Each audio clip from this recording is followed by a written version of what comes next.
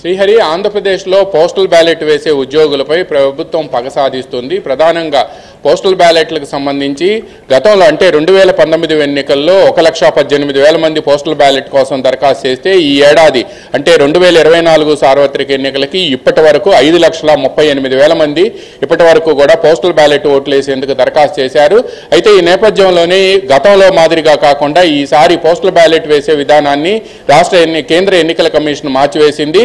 ఎక్కడైతే ఉపాధ్యాయులు టీచర్లు వీళ్ళంతా కూడా టీచర్లు కానీ లేకపోతే ప్రభుత్వ ఉద్యోగులు కానీ ఎన్నికల విధులు నిర్వహిస్తారో ఆ ప్రాంతంలో ట్రైనింగ్ జరిగే దగ్గర ఫెసిలిటేషన్ సెంటర్ ఏర్పాటు చేసి అక్కడ తమ ఓటు హక్కు వినియోగించుకునే విధంగా కూడా ఏర్పాట్లు చేశారు.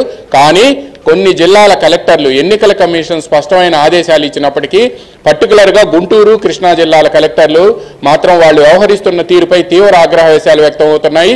ఎక్కడో దాకా కాదు, ఇప్పుడు ఈ క్షణంలో కూడా గుంటూరు జిల్లాలో పెదకూరపాడు నియోజకవర్గానికి సంబంధించి అక్కడ ఎన్నికల విధుల నిర్వహణకు వెళ్లిన వాళ్ళు తమ ఫామ్ 12Dని అంటే ఫామ్ 12D అంటే పోస్టల్ బ్యాలెట్ ఉపయోగించుకునేందుకు వాళ్ళు ఇచ్చే ఆథరైజేషన్ లెటర్, ఎన్నికల కమిషన్ ఇచ్చే ఆథరైజేషన్ లెటర్, ఆధార్ కార్డు కలిపి ఫామ్ 12D ఇస్తే ఆ నియోజకవర్గంలో అంటే వాళ్ళ ఓటున్న నియోజకవర్గంలో కానీ లేకపోతే తాము పనిచేసే ప్రాంతంలో కానీ ఇస్తే వాళ్ళు ఆ ఓటుని వీళ్ళు పనిచేసే ప్రాంతానికి వెళ్ళి అక్కడికి పంపిస్తారు. అక్కడ ఫెసిలిటేషన్ సెంటర్లో ఓటు వేయాల్సి ఉంటుంది.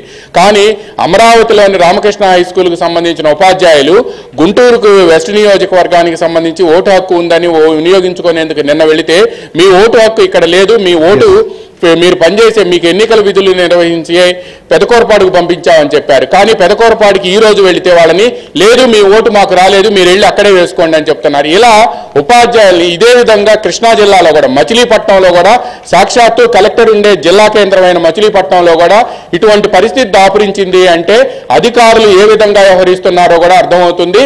అయితే కొంతమంది రిటర్నింగ్ అధికారులు ఎవరైతే అధికార పార్టీతో ఇప్పటికే అంటగాగుతున్నారో వాళ్ళు మాత్రం ఈ ఉపాధ్యాయుల ఓట్లు ఒకవేళ పోలైతే అధికార పార్టీకి వ్యతిరేకంగా పోలవుతాయనే ఉద్దేశంతోనే వాళ్ళందరూ కూడా అంటగాగుతున్న రిటర్నింగ్ అధికారులు ఈ మొత్తాన్ని కూడా ఈ టోటల్ ప్రాసెస్ మొత్తాన్ని కూడా జంబుల్ చేస్తున్నారని చెప్పి వాళ్ళు వ్యవహరిస్తున్న తీరు వల్లనే ఉపాధ్యాయులు కానీ ఉద్యోగులు కానీ తీవ్ర ఇబ్బందులు ఎదుర్కొంటున్నారు అని కూడా ఆందోళన వ్యక్తం అవుతుంది. పెదకూరపాడులో అయితే అక్కడ ఉండే ఉపాధ్యాయులు ఆందోళనకు పూనుకోబోతున్నారు.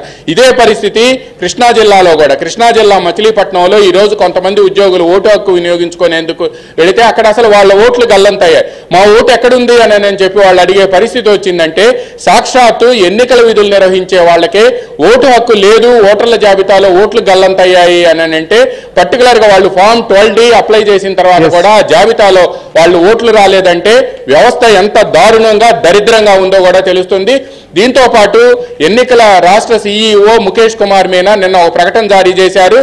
ఎవరైతే ఓటు హక్కు వినియోగించుకోలేకపోతున్నారో ఎన్నికల విధి నిర్వహణకు వెళ్లే ఉద్యోగులు ఎవరైతే ఓటు హక్కు వినియోగించుకోలేకపోతున్నారో వాళ్ళ ఓటు హక్కు వినియోగించుకోకపోతే సంబంధించిన రిటర్నింగ్ అధికారి మీదే యాక్షన్ తీసుకుంటాం అని హెచ్చరించారు. అయినా కూడా కొంతమంది అంటగాగుతున్న అధికారులకి ఈ చివాట్లు కానీ లేకపోతే ఈ హెచ్చరికలు కానీ ఏమీ పనిచేయటం లేదు. ఒకవైపు డీజీపీని 3 జిల్లాల కలెక్టర్లు మార్చినప్పటికీ కూడా అంటగాగుతున్న అధికారులకు బుద్ధి రాలేదు అని అంటే ప్రతిపక్షాలు దీనిపై తీవ్ర ఆగ్రహవేశాలు వ్యక్తం చేయటమే కాకుండా ఎవరైతే ఈ అంటగాగుతున్న అధికారులు ఉన్నారో వాళ్ళని వెంటనే బదిలీ చేయాలని కూడా డిమాండ్ చేస్తూ ఉన్నారు.